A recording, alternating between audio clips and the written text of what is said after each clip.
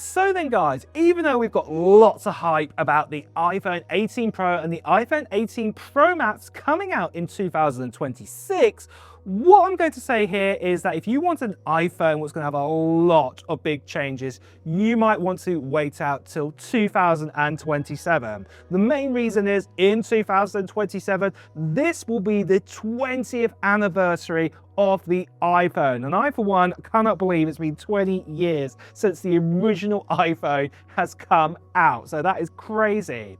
But with this anniversary iPhone, we're expecting a lot of big changes. And there's already loads of leaks and rumors about it. And today, I want to go over quite a few of them with you. So first of all, let's get the first thing out of the way. Why will it be called the iPhone 20 and not the iPhone 19? Well, the main reason is, like I said, we're going to be skipping over to iPhone 20 because it's 20 years since the iPhone came out.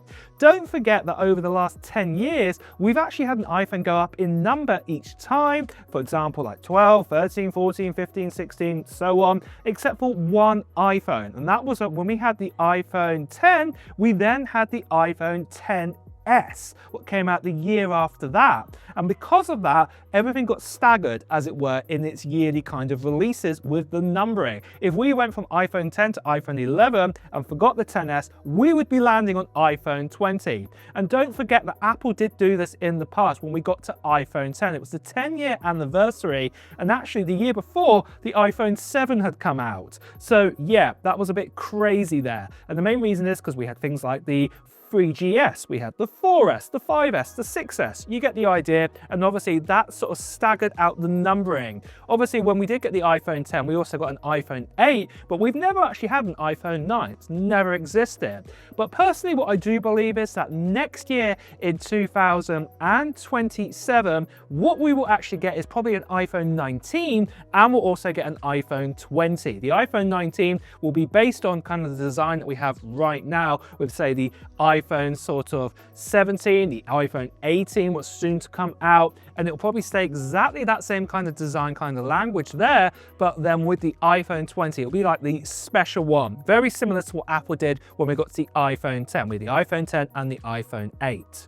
But then after this, the next big change that's going to happen to this phone is all to do with the display. And first of all, the biggest change we've been hearing about is that we are going to get a full display on the actual phone. What I'm talking about here is completely none kind of borders, bezels around this phone whatsoever, and also that we could potentially have no dynamic island. And let me talk a little bit more further what I mean by all of this. The first thing you're going to notice with this phone, what's probably going to be its biggest part it's going to sell, is that we've been hearing that this new phone is actually going to be a fully curved display from top to bottom. Not kind of the curved displays that we had with, say, Samsung a couple of years ago, a few years ago, ever since, say, the Galaxy S6 Edge kind of phones and all of those kind of phones. Nothing like that. It's going to be more like a waterfall kind of drop, as it were, cliff edge kind of drop around the whole of the actual screen.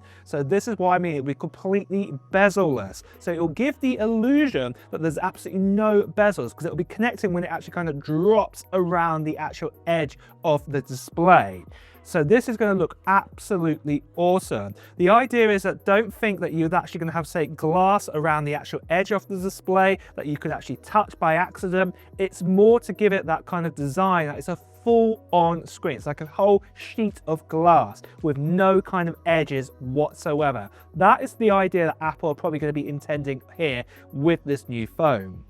So then guys, just quickly, I want to tell you about the channel giveaway we are doing right here for this. It is for a Mac Mini with an M4 Pro, and I'm giving it away to one lucky subscriber when we get to 800,000 subscribers. And if you have a look right now, that is not that far away at all. We are super close. And this international giveaway, what I'm doing, it's really easy for you guys to enter in to potentially get your hand on this Mac Mini with the M4 Pro. All you have to do is 3 things. The first thing that you need to do is make sure you're a subscriber. So make sure you subscribe to this channel right now. Plus also share this video, press the share button on this video right now. Share it with your friends and family on Messenger, on, know, share it on WhatsApp, whatever you use, share it right now, because the closer or the sooner we get to 800,000 subscribers, the sooner I can give away this Mac Mini. So make sure you do that right now. Now, the second thing that you guys want to do is put down into the comments below of what technology gear you're hoping to get in 2026. Maybe it's going to be a new MacBook. Maybe it's going to be a new iPhone. Maybe it's got nothing to do with Apple whatsoever. It could be, say, a PS5, a Nintendo Switch 2. Whatever it is, put it down into the comments below right now. Now, the other thing what you guys really need to do is make sure you also, when you press that subscribe button, to hit the notification bell, and make sure you tell your friends and family to do the same. And in fact, if you haven't shared it with them, make sure you share it with them now, and also tell them to subscribe and hit the notification bell, because when we get over 800,000 subscribers, soon after that time, I'll be making a video telling you even more details about the giveaway that we'll be doing on this channel. And you don't want to miss out on that video, because there'll be a form to fill in. There'll also be details as well of when I'll be doing the live stream to give away this Mac Mini. So make sure you guys do that right now. The last thing I just want to quickly say to you guys, that sadly there are still lots of scammers and spammers out there. People still impersonating me, telling you to WhatsApp, Telegram, Instagram direct message. Please do ignore these people, as you can see right here. Please do report them. But then, like I said, there's going to be other things to make this phone stand out even more cooler. One of the things that we've been hearing about is that Face ID is all the sensors there are going to be actually placed underneath the screen, and they would only come visible when you need to actually use Face ID. And it's the same with the camera too. We've been hearing exactly the same thing, that the actual main display selfie camera, same thing, it will be hidden most of the time, but would actually only appear when you want to take a selfie or something like this. And this is going to be super cool to actually have, because this means when you want to watch media on your phone, you will actually be able to have a full screen experience. It's going to be absolutely awesome. No dynamic island or anything like that in the way. Now, I do believe that Apple will probably keep the dynamic island in its kind of way, how it works, because obviously it's a great little feature what we have, where you can get kind of little bits and, you know, notifications and whatnot appearing on it. And I do believe Apple will probably somehow remake this to work with this phone. So don't worry too much if you absolutely love that kind of island kind of idea, the dynamic island, when they, you know, with your notifications. I think Apple will redesign this, that you still get things like that appearing on the actual screen. But then after this, we've been hearing that Apple are going to do some other changes with this phone. It does look like this phone, or this iPhone, could be the first iPhone where every single button on it will be a haptic button. Now, we have had haptic buttons on the iPhone a while ago with the likes of the iPhone SE and even the iPhone 7, for example.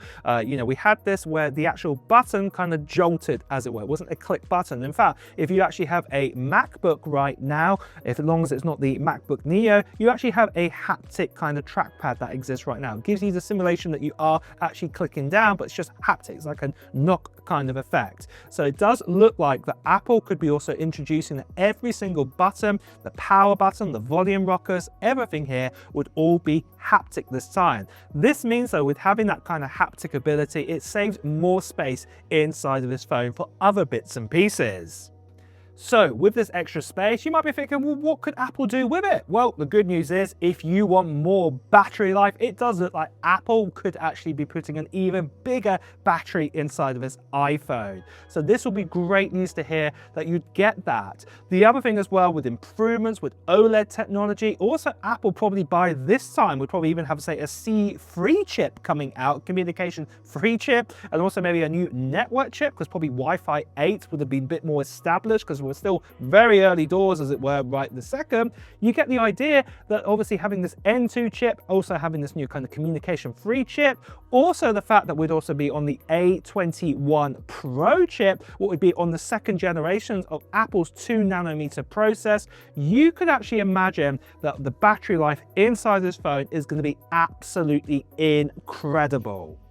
But then after this, the cameras are looking like they're going to get some updates too. We've been hearing that Apple are working with Samsung now to actually make a new camera sensor, and obviously that they're looking to kind of bring over that 200 megapixel sensor that the likes of Samsung use right now in quite of their flagship phones over the last couple of years, that Apple are looking their eyes on this, knowing it is a great camera sensor and lens, and that they're going to probably bring this over to at least the main sensor inside of the iPhone 20. So this is also going to be really cool because camera technology will also go up a significant bump here, especially with that new sensor and also with a new lens too.